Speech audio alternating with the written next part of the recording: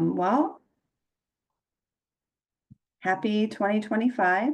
We hope you all had a wonderful winter break and returned rejuvenated. Maybe some of you got an extra snow day this week.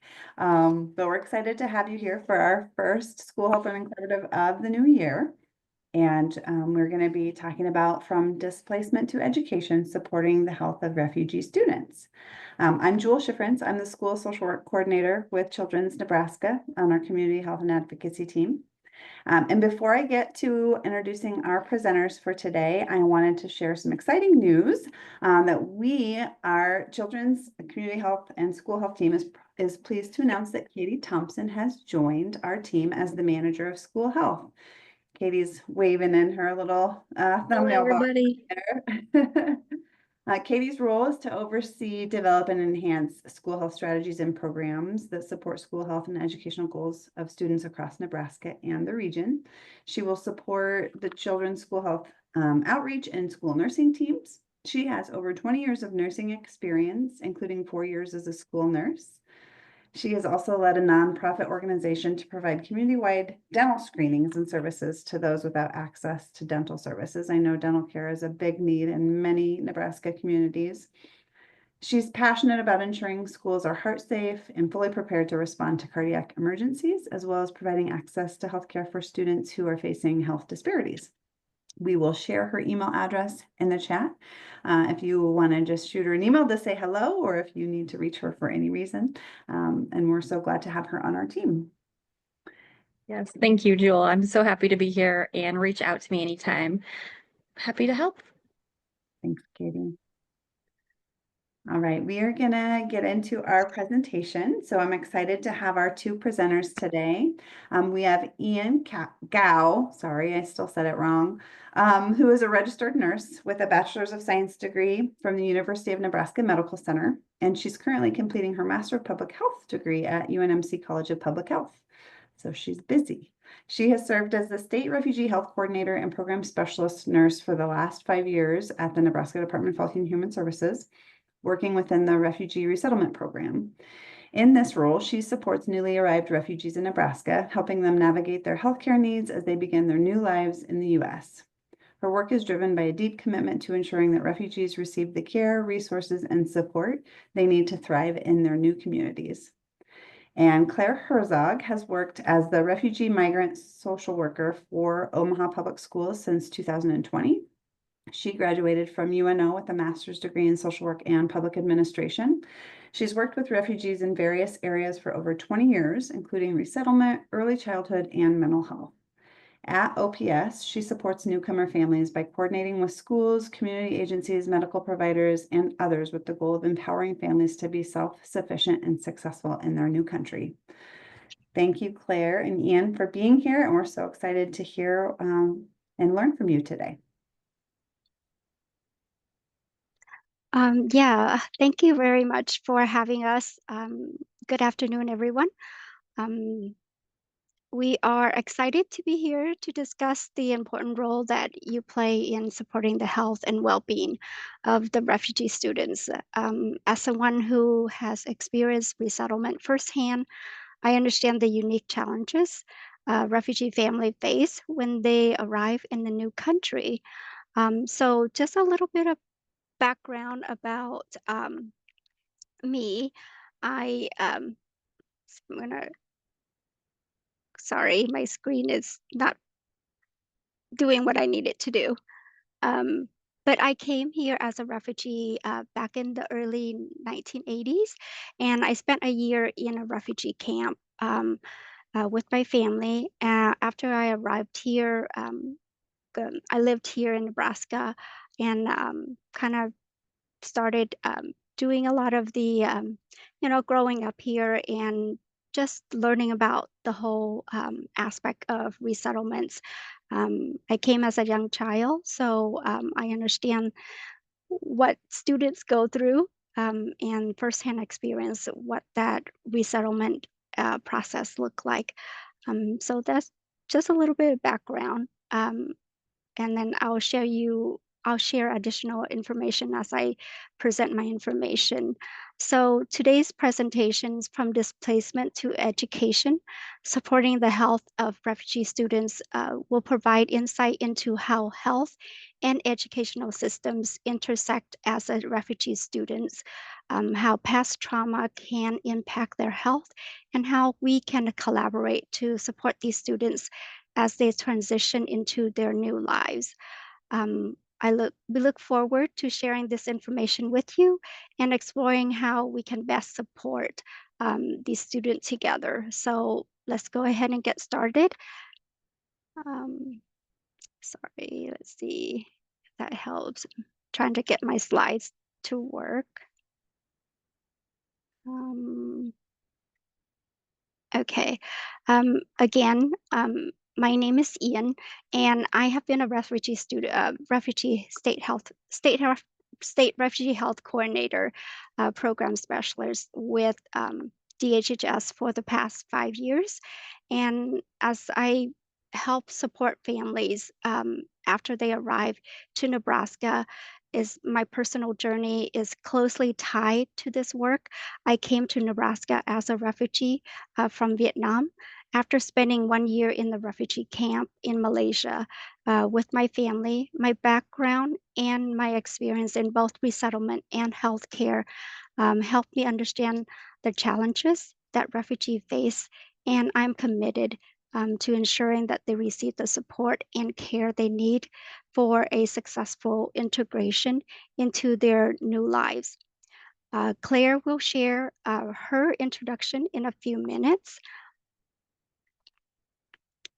So just going over a little bit about the learning objective. I want we will summarize how refugees arrive in Nebraska and the key services they receive during the resettlement process, the impact of previous experience on health, um, I'll explain how past trauma experiences and life in conflict zone can impact the health of refugee students and their families, including mental health and physical health challenges.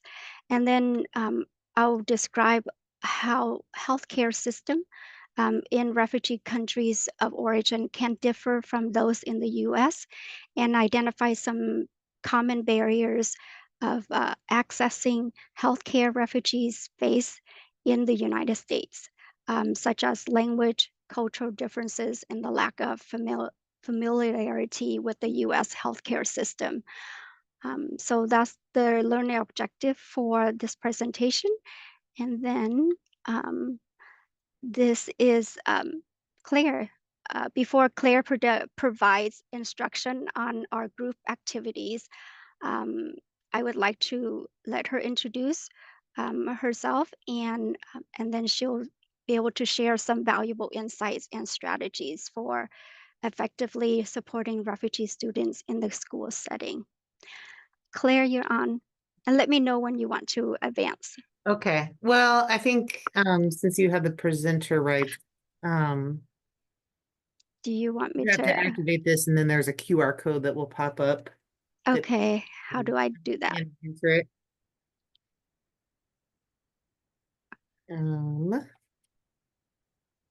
Oh, do you have? Well, let's see. Since I created it on mine, Sorry. Yeah, it's you created on yours. yours. Do We you can want? just put it in the chat. How about that? Yeah, that would be great. Excuse me. We're gonna have a fancy like word cloud, but I think since I created it on my computer and I have Slido installed, but Ian is has the presenter rights here. Like Jewel said, my name's Claire. I'm a refugee migrant social worker at OPS. I love my job. It's something different every day. Always keeps me on my toes. But I've been doing refugee work for a lot of years and learned a lot along the way. I feel like it's one of these jobs that you really just learn from experience. So the first, thing we'd like to ask you is if you could just put in the chat, like what words come to mind when you hear the word refugee?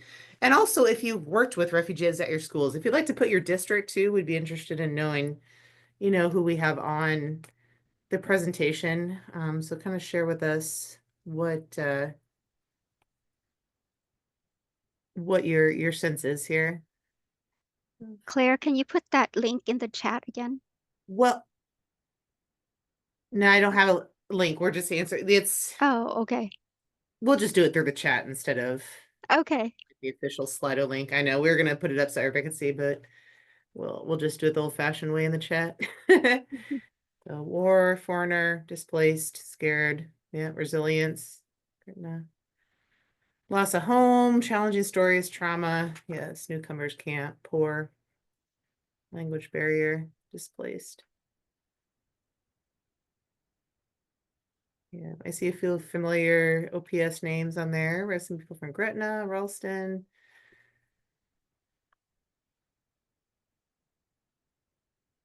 A lot of displacement. Yeah. And often multiple displacements. Yeah, absolutely. Okay. Lots of Courageous. I like that yes. one. See, cultural conflict. Yes, big culture shifts. Hi, yeah, hi, Winyan. Some nurses that I have emailed on here about helping various families get through some of these struggles, right? Good. Okay. Hi, Randolph. I grew up in Bloomfield. Lack of previous healthcare. Absolutely. Okay. Yeah, these are great. Yeah, keep them coming in if you haven't added. I'll let Ian go on with her portion here. Okay. Thanks, Claire. So on our next slide, what I like to do is see if they go in advance. There is a difference. When we hear the word refugees, we usually think of those words that came up into the chat, and it applies really to a lot of, the immigrants and the migrants.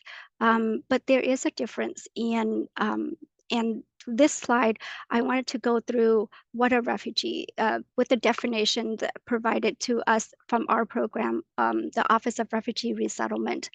Um, Refugees are individuals who flee their home due to fear for their lives and cross an international border. They cannot return to their home because of the danger they face, and refugees have already been recognized as needing protection and are granted refugee status. So they can't return to their home country. Asylum seeker, people who have fled their homes and seeking refuge in another country, but they are still waiting for their status to be determined. Their claims for protection have not been yet have been definitely defined or approved or denied. So they're still seeking. They're called asylum seekers. They're seeking for that refugee status. Immigrants are individual who voluntarily leave their home country to move and resettle in a new country. These individuals are seeking a better opportunity for safety and economic benefits. And then migrants are people who move often temporarily from one place to another. Migrants can move within their own country and across the border, usually in search of work or better living condition. So this distinction is important when discussing resettlement processes, legal status, and support each group needs. Understanding these terms help clarify the different experiences and challenges that these individual faces. Now I'd like to share with you how many refugees come to Nebraska in 2024. In 2024, approximately 2,216 refugees are expected have arrived here and resettled here in Nebraska. This is part of the state ongoing commitment to support individuals who have fled their home country due to fear of persecution. Where do these refugees come from? Refugee resettled in Nebraska come from various countries, and with the largest group being from Syria, the Democratic Republic of Congo, and Burma. Those are the three countries that have the majority came from these three countries to Nebraska in 2024 through our program. And where do they live in Nebraska? Many of them reside in Omaha. That's the largest population. They arrive in Omaha. And then the second is Lincoln, and then Grand Island, Lexington, Kearney area. So those are a few data that I like to share with you. Here are most common countries of origin. Refugee resettling in the U.S. often come from countries experiencing significant conflict, persecution, or instability. Some of the most common countries of origin for refugees include Iraq, Syria, Afghanistan, Sudan, Somalia, um, DRC, as I indicated before, Burma. These countries are home to millions of refugees who have fled due to violence, war, religious persecution, or other life-threatening condition. And understanding where these refugees come from helps the U.S. provide the right support to help them adjust and build their new lives. Um, Mental health among refugees in Nebraska, um, according to the report, DHHS report back in 2020, 1 in 3 Omaha refugees have been diagnosed with depression, and 1 in 10 Lincoln refugees report having poor mental health. So poor mental health can seriously impact school, work, and family life. Millions of people are affected by mental health illnesses each year. Nebraska refugees are not alone in experiencing this as well. And to the triple, the next thing that I wanted to talk about is the triple trauma paradigm. It explained the multiple phases of trauma that refugees endure throughout their migration journey. These phases can significantly impact their mental and emotional well-being. The paradigm highlight 3 stages of traumatic exposure. The first stage is called pre-flight trauma, which is also known as like before you flee the country. Refugees often experience severe trauma, stress, and even before leaving their home country.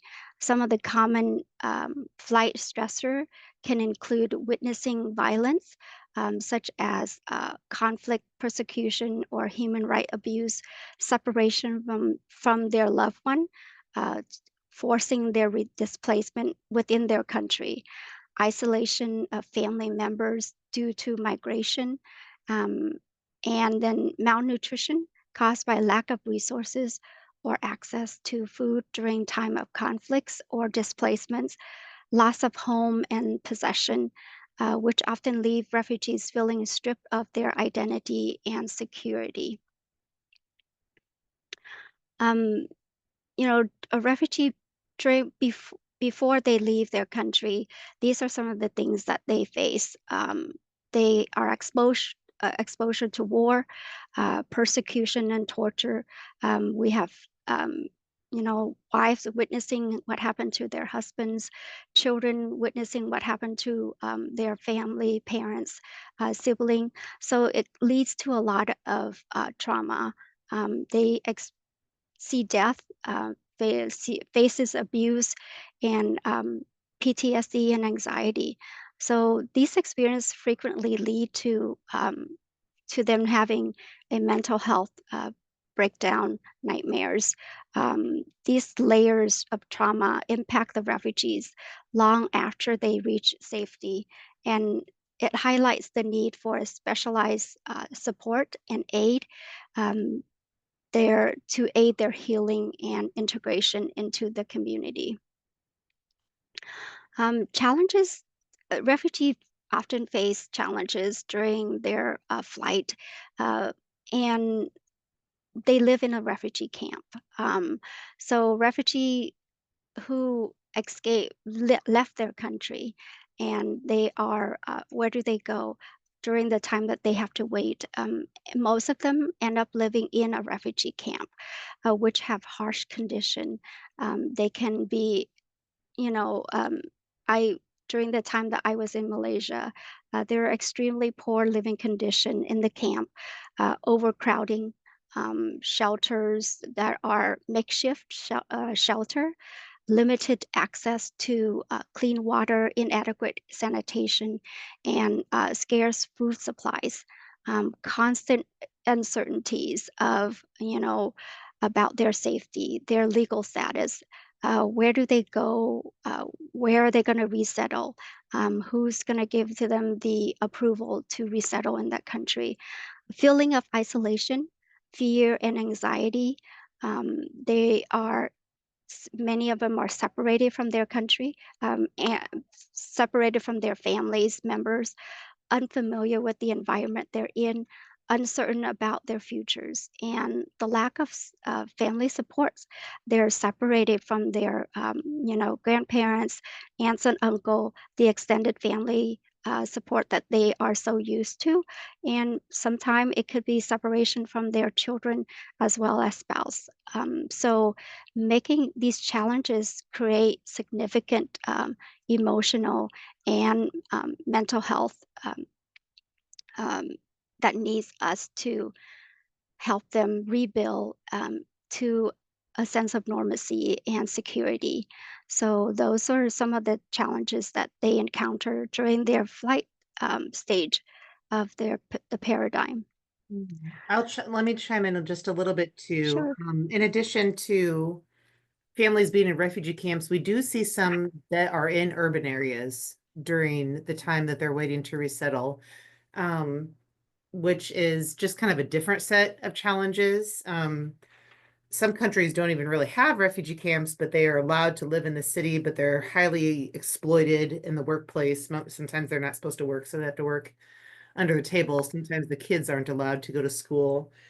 Excuse me. Often the police are asking them for bribes, or they're in, they're packed into small apartments, trying to make ends meet. So I found that the people that had an urban experience, on the other hand, it gives them a bit of advantage when they're coming to an urban environment here, because they do, maybe they've had more experience driving or just navigating a city. But we do, I think it's good to know kind of which background they're coming from. Like I said, typically camp, but we are seeing more and more urban background as Yeah. well. Right. Yeah. And to Claire's point, the majority of the refugees do reside in camp, but later on in the next couple of slides, you'll get to, I put some pictures in there so you get an idea. Many of them do um, arrive from the city environment, and where they live in house and in an apartment complex. So there are many different. They're coming from many different places of upbringing. Um, so the next slide that I have is talked about the flight stages. These are key traumatic exposure during this phase that can, exploitations, detention at checkpoints, loss of their home possession, or even the ability to go to school, physical assaults, rape, injuries, lack of medical access and care, and a lot of uncertainty about their future. So these are some of the things that going through happening to them during the flight stage of the paradigm. And let's see, this is life in a refugee camp. These are some of the pictures that I gather from the internet currently, um, that is taking place, out in the country, out in another country. Um, Very similar to what my camp life was like back in the 80s. The camp that I was in back in Malaysia is no longer operating. They were operated probably for like the 10, 15 years, but then after that, it was shut down. So these are active camp that I took the picture from. So give you an idea on the condition um, of the camp. And this is number 4, the refugee camp. This is one of the largest camp. It holds 201,000 families in this camp. And these are just some of the condition that are, what the campsite look like. If that's give you an idea. I like pictures because it does bring out a better description of what I can share. So during post-camp, post-flight challenges for refugees. So after arriving in the new country, refugees face a range of challenges as they try to rebuild their lives. These challenges can be grouped into several areas, cultural and social adjustments, acculturation difficulties, language barriers and discriminations, loss of identities and family roles, family and emotional struggles. um, Family are separated, and the complex city of reunification where husband is over here and the wife and children are back home, or vice versa. So that becomes a emotion can put a emotional toll on the family. Bad news from the home country where parents are still back there, or grandparents are still back there, and what happened to them. Internal, marital, and generational conflicts that can take place. Um, Unemployment or low economic status make it difficult for them to achieve financial stability and independence. Lots of unmet expectation, transportation challenges. I see a lot of this every single time. Our meetings come up. What are some challenges? Is always transportations, because they came here, without knowing how to drive, and if you don't know how to drive, is very challenging to navigate. How are you going to take your kids to school if they go to three different schools? You have a high schooler, a junior high, and a elementary school. So those are the challenges they have to work on and deal with. And then, let alone how am I going to get to work? So transportation is a big challenge and is an ongoing challenge for them. Um, so these grouped challenges highlight the complexity of the refugee experience post-flight and emphasize the need for comprehensive support in area like employment, mental health, social integration, and family, just connecting with family members, parents and children. How are they going to connect? How are they communicate? Um, Even with the language barrier they face. This next slide talks about the multiple stages of vetting and support that the refugees have before they arrive to the United States. So refugees undergo a very intense vetting process. There are so many stages, and I won't go through all of the people that are involved, but they have extensive vetting process. And in the end, when they do arrive to the United States, before arriving, they are provided with, a medical screening overseas to make sure that they are healthy and vaccinated, making sure that they don't have the infectious disease that can lead to other problem once they do arrive, to people that are here in the United States. They have to continually to go through recurrent vetting, making sure that they are who they say they are. And then, after that, they receive cultural orientation classes as well as resettlement location that are chosen for them. They don't get to pick and choose that they're going to come here and live in Lincoln, Nebraska or Omaha, Nebraska. It's, it's picked for them. Those sites are chosen for them after they go through the extensive, comprehensive vetting process. So not all newcomer individuals are supported by the Office of Refugee Resettlement. The population that are supported by the refugee resettlements are here.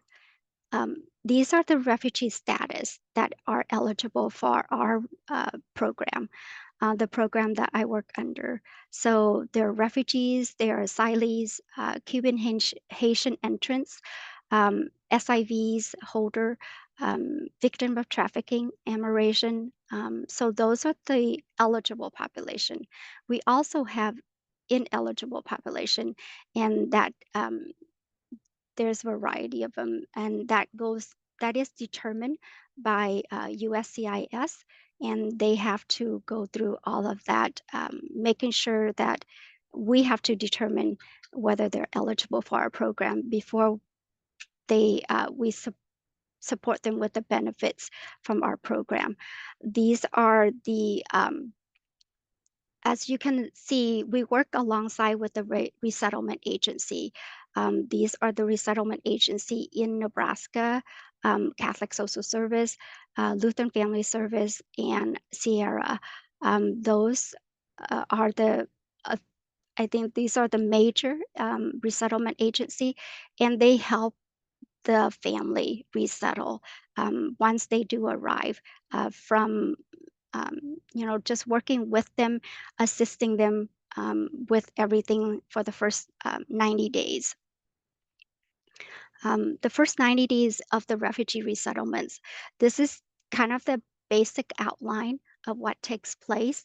Once the resettlement agency receive and assigned to a case, they are required to find a home, and then the house has to be clean and furnished with basic needs being provided for them, picking them up at the airport, making sure that they have a first meal, a warm meal ready for them, providing them with cultural orientations, and then within that time frame, they are required to help them find a job, enroll them, help the children and be enrolled in school, as well as scheduling a medical screening that is required. Is strongly recommended. We like to put requirement on it, but refugees are not required to obtain a medical screening, but we want them to get a medical screening. Is considered a domestic refugee medical screening, where we test, and for infectious disease such as tuberculosis, and making sure that they're healthy so that they can go to school and can go to work. And that is required for the resettlement to assist the families with those with the medical screening. After the 30 days visits, children are, after they receive their wellness check, vaccination up to date, they enroll. They work with Claire at OPS for Omaha, and just to enroll them in school, making sure that they're all healthy and ready to go. So that's kind of a glimpse of what takes place for the first 90 days. These are so for them to schedule a refugee medical screening, our program is contracted with 4 healthcare providers. And these are the healthcare providers that would be providing the medical screening. Is a 2 visits, up to 3 visits on what they need to complete a medical screening. They are sorry, they then schedule, they are referred to a primary care provider where they can establish their medical home. So it's important that the refugees go to these contracted providers just because they are contracted with DHHS, but they're also experienced in providing the medical care that the first experience that they receive as a refugee family resettling here in the U.S. So these are experienced providers, and we want them to make sure that they are meeting the requirement so that they can change their status down the road as well. So these are the 4 providers. And then for the domestic medical screening is usually we initiate it within the first 30 days, and they have to complete it within the 90 days after they arrive here. Like I said, it can take up to 3 visits. We do follow the CDC and ACIP guideline for, what they need to screen for and the vaccinations that is required for them. Providing, an orientation to the healthcare system, getting their histories, lab work done, screening them for infectious disease, as well as just the physical exam to see how they're doing. And then this slide here kind of give you an indication of the first medical screening appointment that the provider would need to do. For the, we check for blood work. We have to do some lab work. And then after getting the lab results done, they are scheduled to come back for the second visit and to just have a head to toe exam going over the labs, making sure that they are they're up to date with their vaccinations, and we do also do a mental health exam. So those are some of the things that takes place during the domestic medical screening exam. And the next slide is I'm going to go ahead and have Claire go over them, but those are my portions of explaining what healthcare looks like, for the refugees after they arrive here in Nebraska. So Claire, I'm going to get you to this screen, and then let me know when you want to advance. Sure. Okay, so for my part, I just added some things I've noticed over the years that affect when families are trying to integrate here as far as health.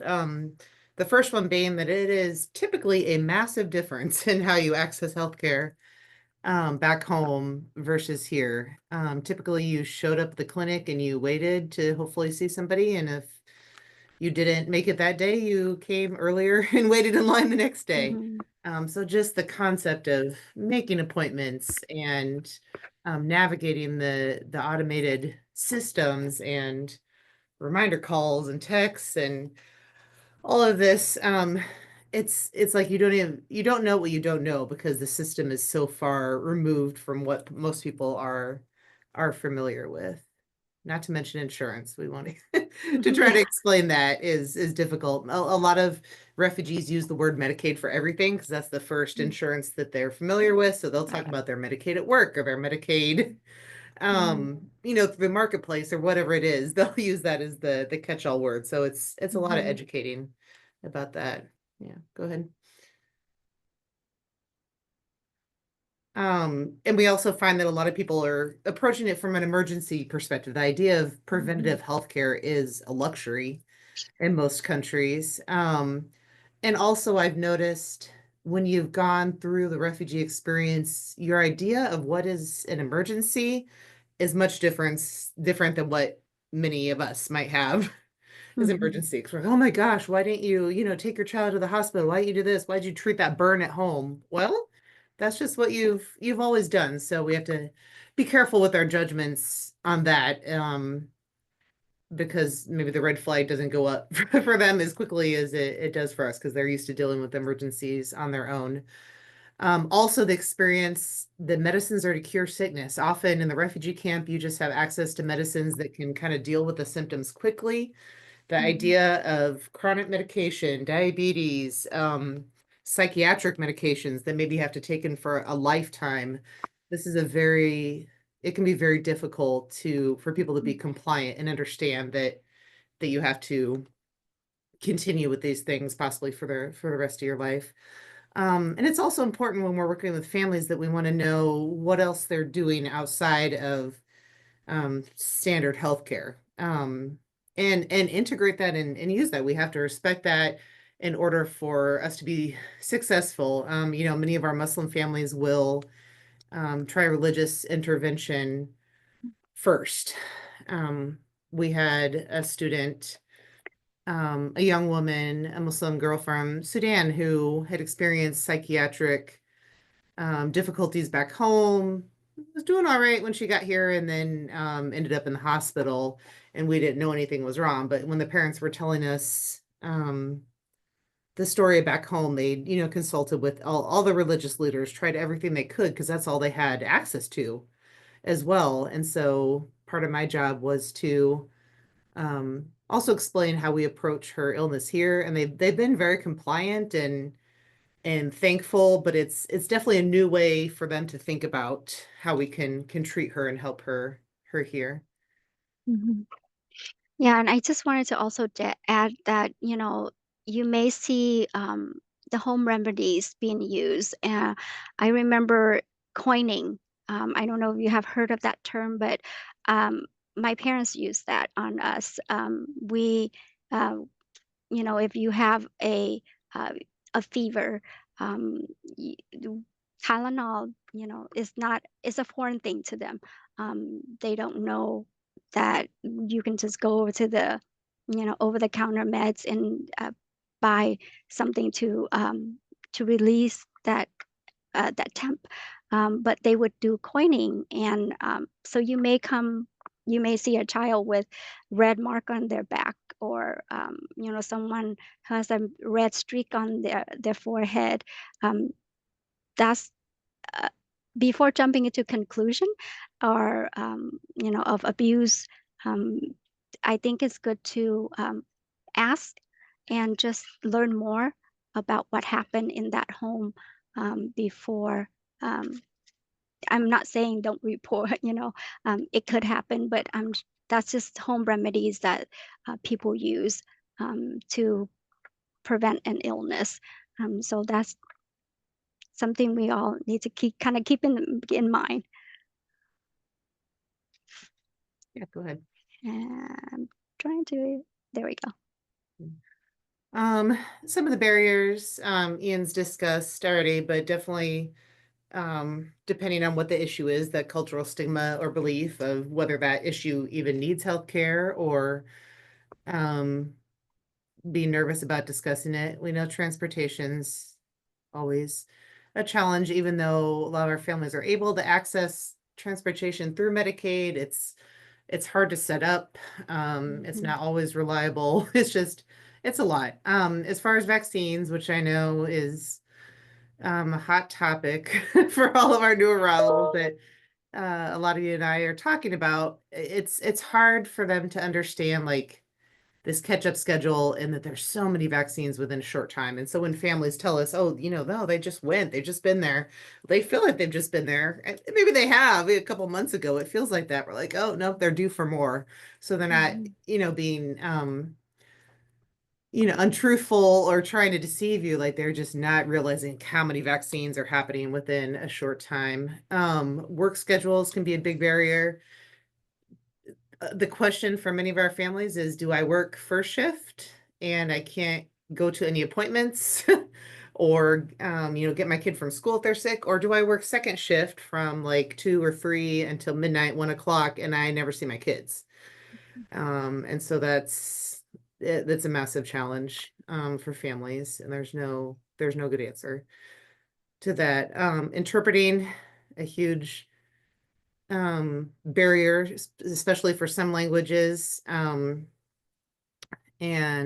recently we've seen a lot of families from Sudan and South Sudan who speak Arabic, but their first language is a different tribal language, Masalit, Kakwa, Maban, things like that we don't have professional interpreters for or don't exist on the language line. And so they're trying to communicate in their second language, which is Arabic, but it's a more localized kind kind of a lower education. One of our interpreters says deep Sudanese Arabic. And if they get an Arabic interpreter from another country on the phone, sometimes they can't communicate. So that has been hard, especially for certain populations.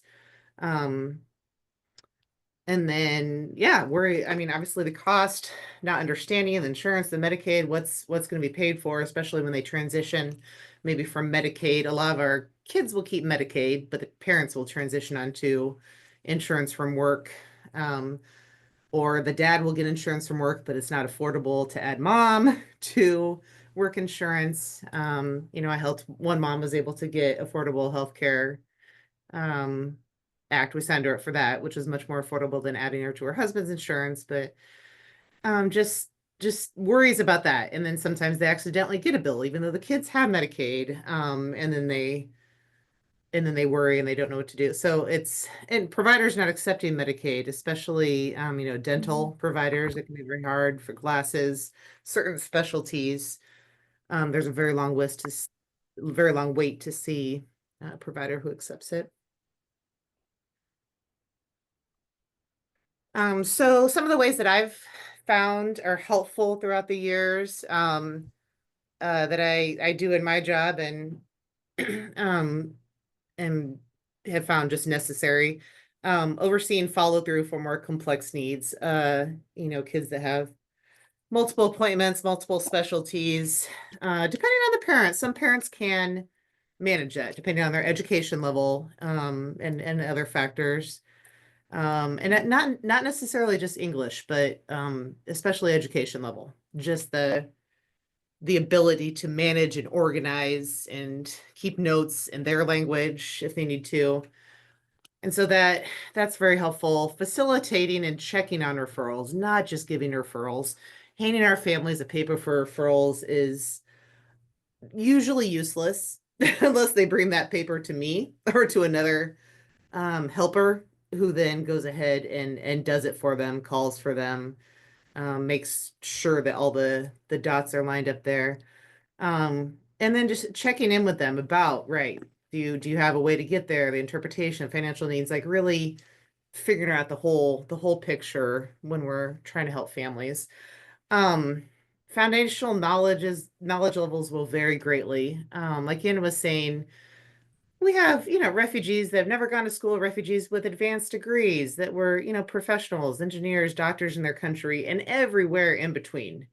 And so it's hard to know. You don't want to insult somebody by starting too low, but you definitely don't want to start too high in what you're explaining. So in my opinion, it's better to start with a lower foundational knowledge. Do you understand about this and that? And they'll let you know, if you do it in a polite way, they'll let you know, okay, yes, I understand that. Okay, we can move on to it. But if they don't understand some of those foundational issues of accessing healthcare, you'll figure it out pretty quickly. And also a lot of our families who, with less education, need to hear it and learn it multiple times because, the help from the agency is very short. They've probably during the cultural orientation explained the basics of healthcare. That's in the first 30 days. Like they are still jet lagged, exhausted, overwhelmed, excited, all of the above. To retain that information, especially if you aren't able to read it in any language, is very difficult. And so, yeah, that kind of leads to my last part there too. Just getting to know each family individually is my biggest thing that I always advise people. And that's why I spend extra time with families when I meet them, just to find out about the background, about their background, did they go to school? What was their job back home? Who their relatives are in Omaha, most importantly, who else can help you get places and do things besides me? And then the ones that don't have any kind of support system, then I focus on more. Right. Yeah, and many of the children were born in the refugee camp. And so they may not know any other way of, what the living environment is like, and no schooling. They don't have school. Many of the camp don't have school. And so they don't know how to read and write. So we have to get that basic foundation established on their knowledge and the knowledge level that they have. So that's just some added comment. Mhm. I'd say a lot of the camps do have school, but the quality really, really Yeah. varies.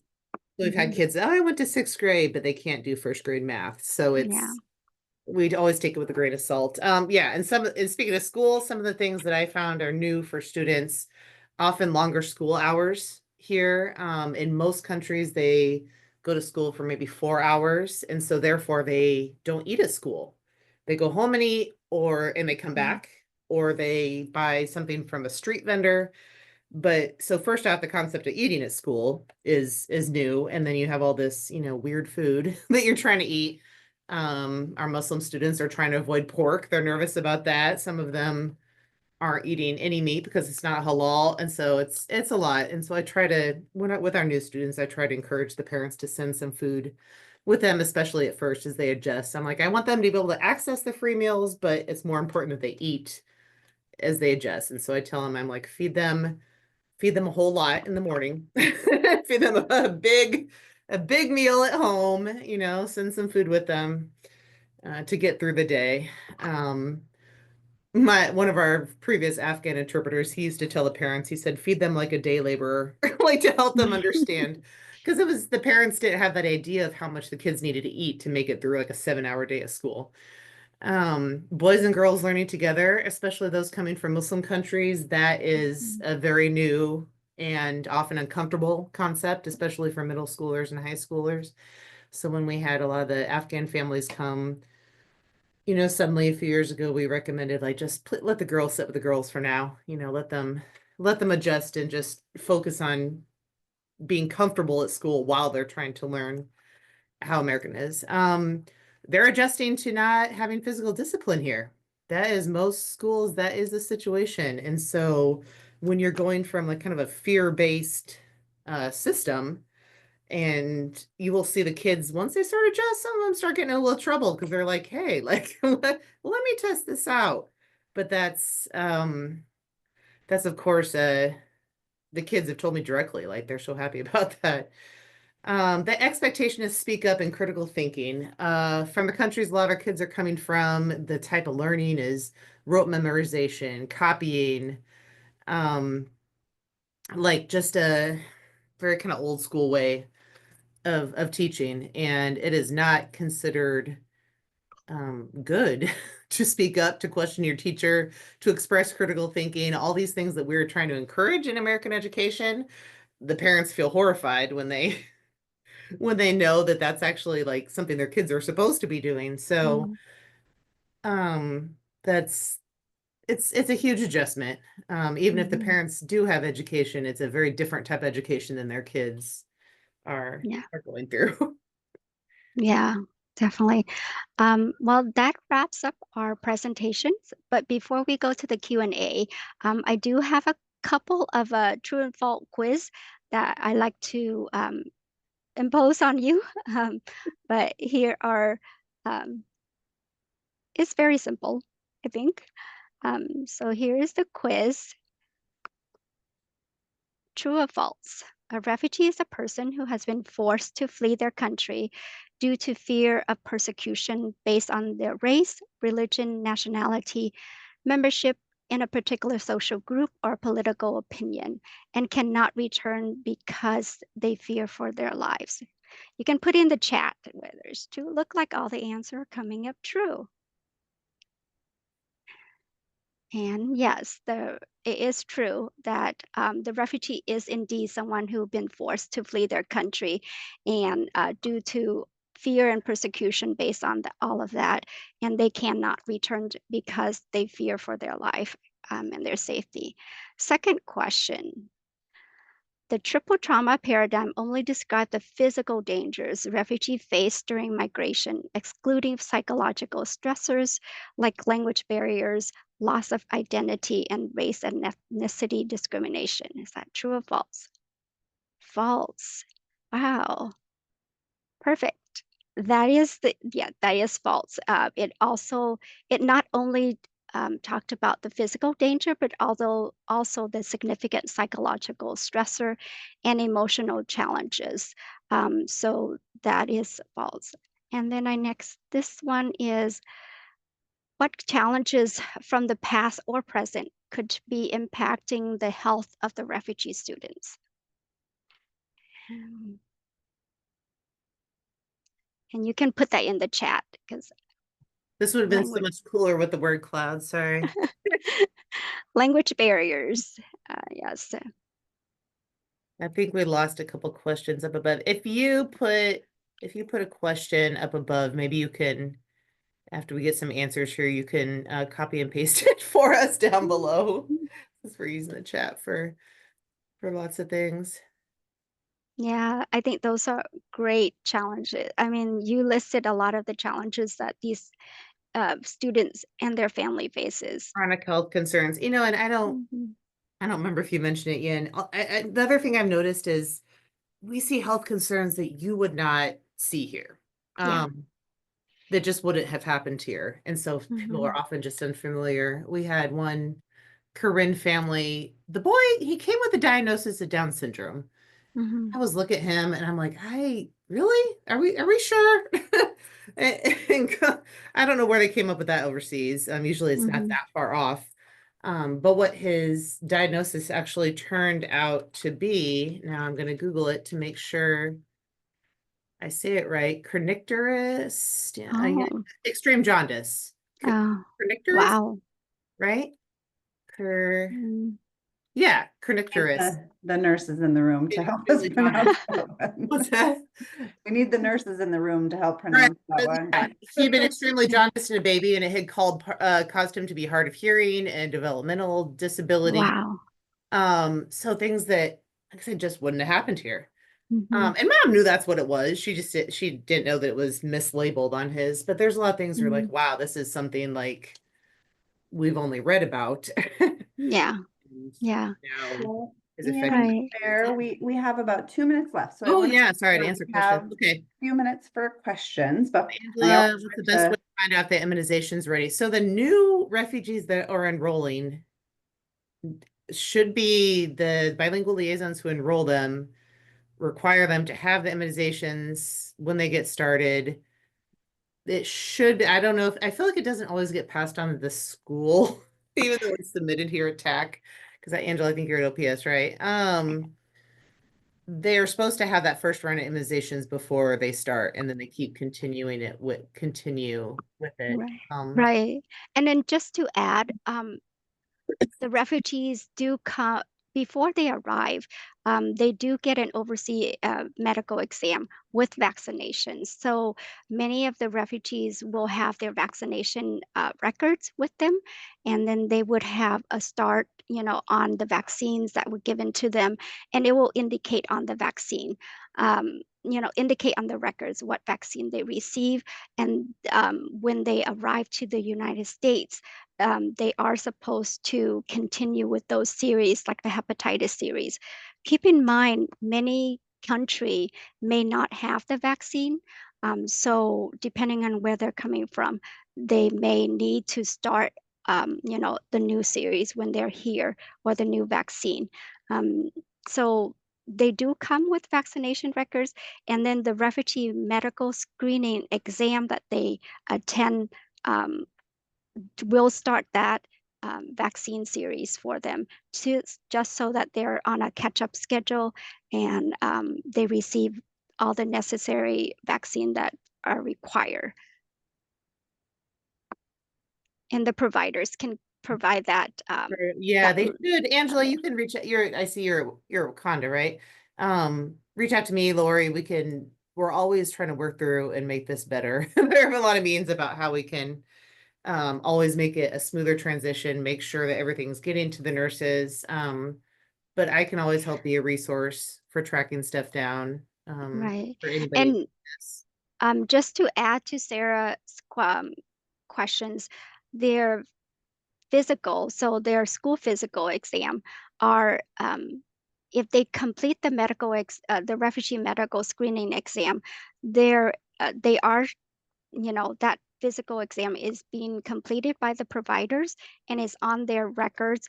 But unless the family uh, provide a form or a request to submit that to the school, um, the provider will give that to their case manager or the parent, and then it's the parent's responsibility to turn that in.